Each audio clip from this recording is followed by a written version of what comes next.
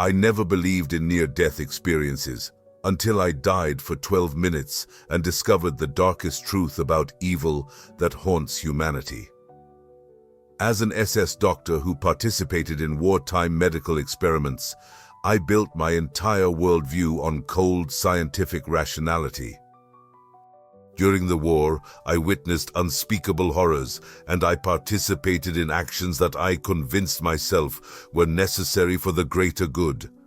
I believed that morality was a luxury, that survival justified any means. I thought consciousness was nothing more than electrical impulses in the brain, and that death was simply the end of all existence. But on March 15, 1987, during a routine surgery, my heart stopped for 12 minutes. And what I experienced shattered everything I thought I knew about consciousness, evil, and redemption. I was 67 years old, operating on a young boy who had been injured in a motorcycle accident. Suddenly, I felt an overwhelming pressure in my chest, followed by searing pain that shot down my left arm. The surgical instruments slipped from my hands as I collapsed to the operating room floor. What this 12-minute journey into death revealed will shock you. Evil isn't permanent. Consciousness survives clinical death, and even the darkest souls can find redemption through divine love. According to a 2025 study from NYU Langone Medical Center, approximately 40% of patients who experience clinical death retain some form of consciousness during the event. What I experienced was far more than mere consciousness retention, but what happened next would shatter everything I thought I knew about consciousness itself. As my colleagues rushed to resuscitate me, I found myself floating above the operating table, watching them work frantically on my lifeless body. I could see everything with perfect clarity, the panic in their eyes, the desperate attempts to restart my heart. Dr. Bueller, my longtime colleague, was shouting orders while performing chest compressions. I watched him inject epinephrine directly into my heart, saw the defibrillator paddles being charged, witnessed the flat line on the monitor that declared me clinically dead, and then I realized I was no longer alone. A presence appeared beside me, a being of indescribable light that radiated an energy I had never encountered in my years of medical practice. This entity didn't speak with words, but I understood its communication perfectly. It told me that my time on Earth was not yet finished, but first, I needed to see the truth about my life. What happened next was unlike anything I could have imagined as a man of science. As I looked deeper into my soul, guided by this being of pure light, I was transported into what I can only describe as a comprehensive life review.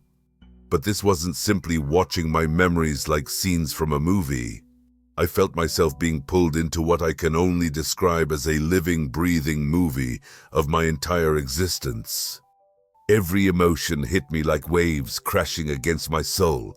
The pride, the shame, the joy, the horror, all at once, overwhelming every sense I thought I understood.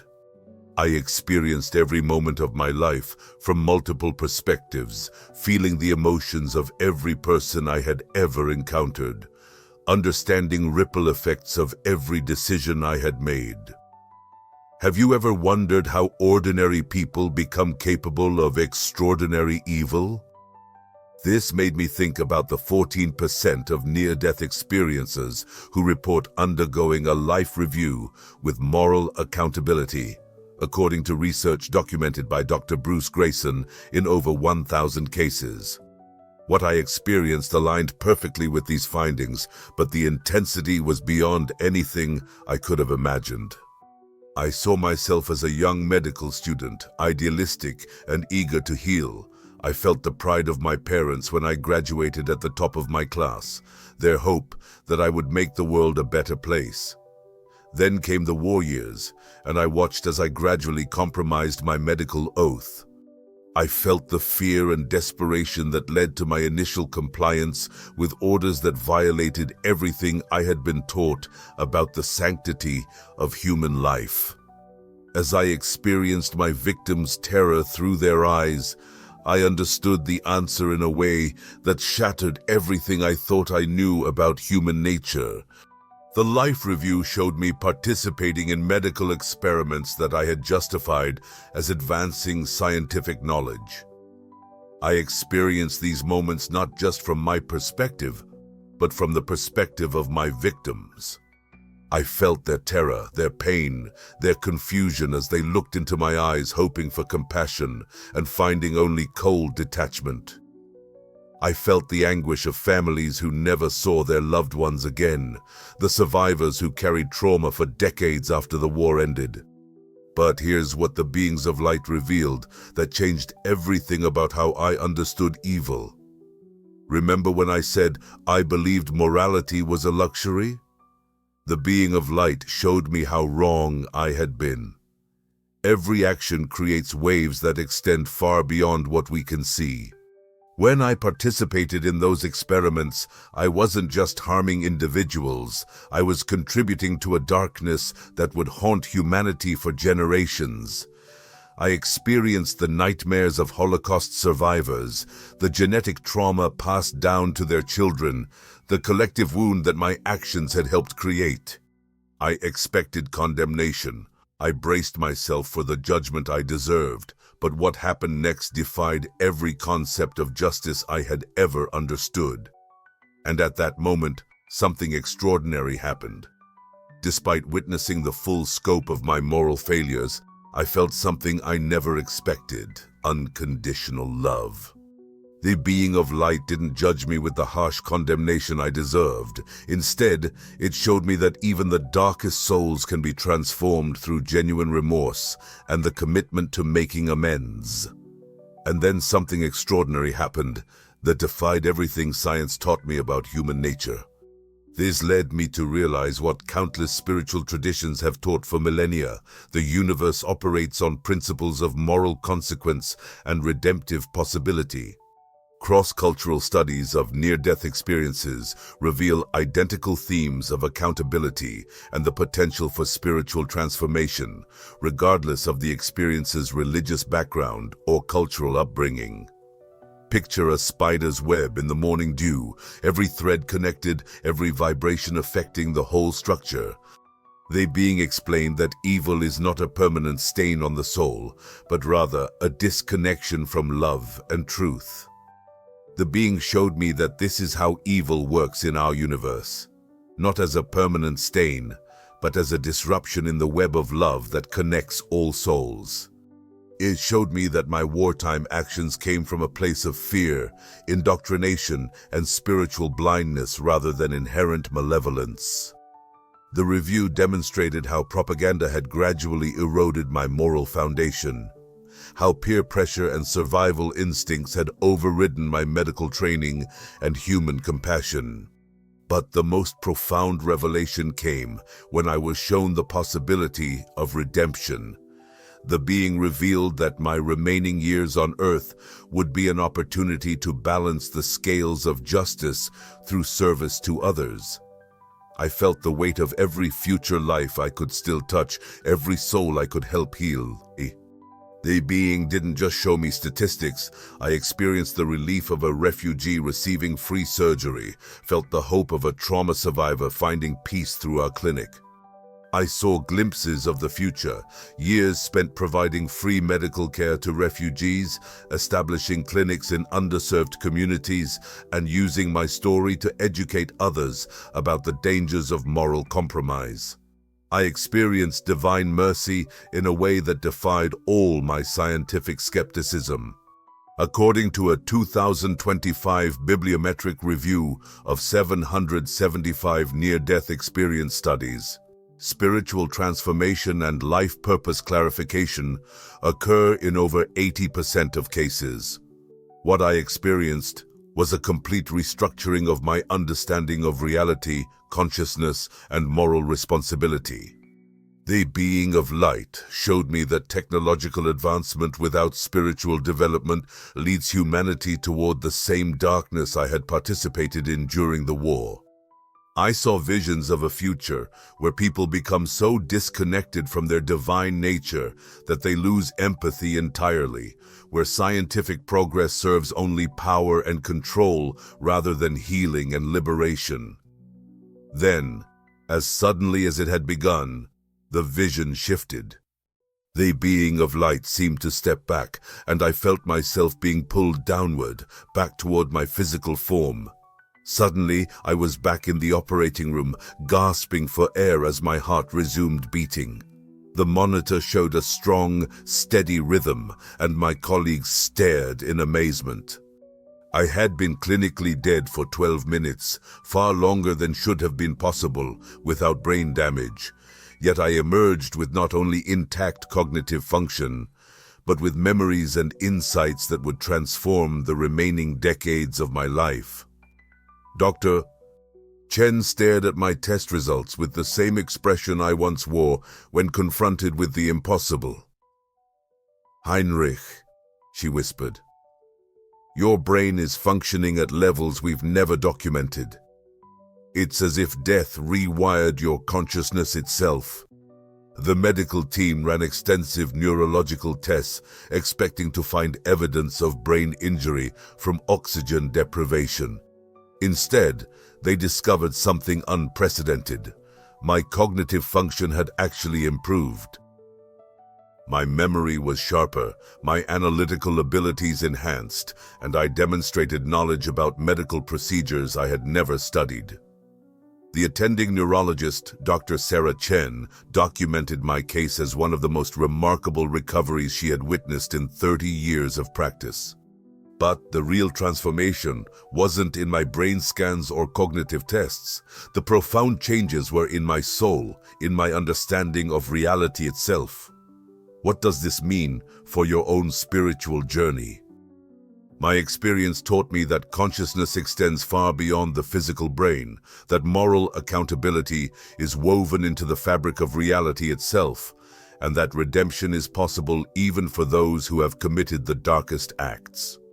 The beings of light showed me that every human being carries a spark of divinity, and that spark can never be permanently extinguished, no matter how deeply it becomes buried under layers of fear, hatred, or indoctrination. The universe operates on principles of love and justice that transcend human understanding. What we call evil is ultimately a distortion of divine truth, a disconnection from the love that is our true nature. My near-death experience revealed that healing and transformation are always possible, but they require genuine remorse, the courage to face our failures honestly, and the commitment to spend our remaining time serving the greater good. What does true redemption actually look like? Take a moment to consider your own life. What would your life review reveal? How have your actions affected others? Are there relationships that need healing, wrongs that need to be made right? The divine beings taught me that every moment we have left is an opportunity to choose love over fear, service over selfishness, truth over convenience. I discovered it's not a single moment of forgiveness. It's choosing love over fear in 10,000 small decisions. My transformation didn't happen overnight. It took years of therapy, spiritual practice, and dedicated service to begin healing the wounds I had helped create. I spent my remaining career years providing free medical care to Holocaust survivors and their families, establishing trauma treatment centers, and speaking openly about the psychological processes that enable ordinary people to participate in extraordinary evil. Every Holocaust survivor I treated taught me that healing happens one heartbeat at a time. The most important lesson from my near-death experience is that spiritual accountability is not punishment, but rather an invitation to become the people we were created to be. The life review showed me that we are all connected in ways that science is only beginning to understand, and that healing one person contributes to the healing of the entire human family. Through all this healing work, I began to understand the deeper purpose behind my return from death. As I recovered from my cardiac arrest, I began to understand why I had been allowed to return to life. The beings revealed something that will shock you about why certain people are allowed to return from death.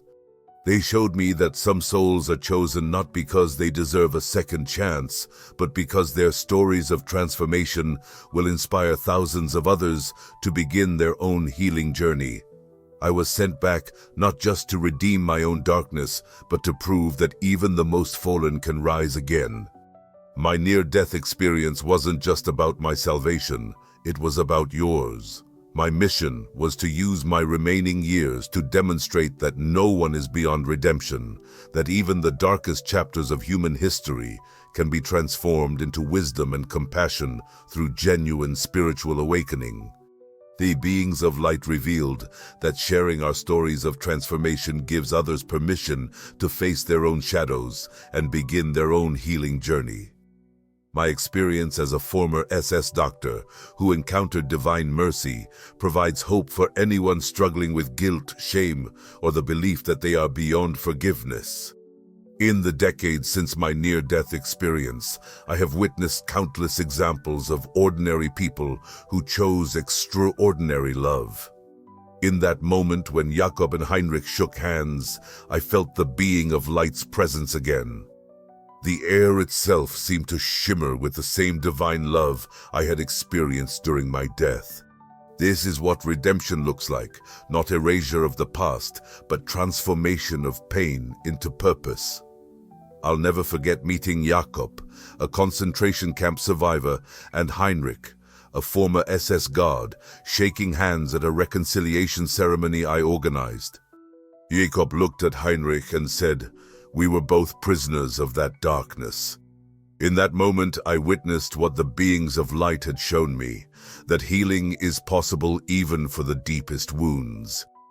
The scientific validation of near-death experiences continues to mount, with researchers around the world documenting similar accounts of consciousness beyond clinical death. These experiences consistently point toward the same fundamental truths. Love is the foundation of reality. Every action has moral consequences, and transformation is possible for every human being.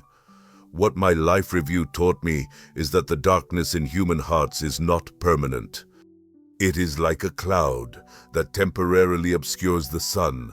The light is always there, waiting to break through when we have the courage to remove the barriers we have constructed around our hearts.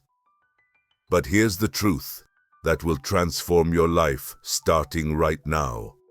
The message I received from the beings of light was clear. Humanity stands at a crossroads. We can continue down the path of disconnection, viewing each other as enemies to be defeated, or we can remember our divine nature and choose the path of love, understanding, and mutual healing. Here's what the beings of light want you to know right now. You are not your worst mistake. You are not defined by your darkest moment. You are a divine being temporarily experiencing human challenges.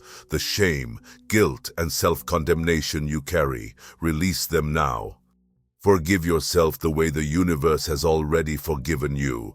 Your transformation begins the moment you choose love over fear. This choice between love and fear, between healing and harm, brings me back to the most profound revelation from my life review. My near-death experience as a former SS doctor revealed that divine justice is not about punishment, but about restoration. It showed me that the ultimate truth about evil is that it is not our true nature. Our true nature is love, compassion, and service to the greater good. When we forget this truth, we create suffering. When we remember it, we create healing. If you've stayed with me through this entire journey, you now possess a profound truth that can transform your own life. No matter what you've done, redemption is always possible. You have the power to rewrite your story starting today. The beings of light showed me that sharing these experiences creates ripples of healing across humanity. If this message has touched your soul, I need you to do something right now. Hit that subscribe button and ring the notification bell so you never miss stories of transformation that could change your life forever. Share this video with someone who needs to hear about redemption's possibility, and tell me in the comments below, what moment from your own life would you want to heal? What would your life review reveal? Remember, every comment you leave helps others find hope. Your engagement literally saves lives by spreading this message of divine mercy to those who feel beyond forgiveness. What will you choose today?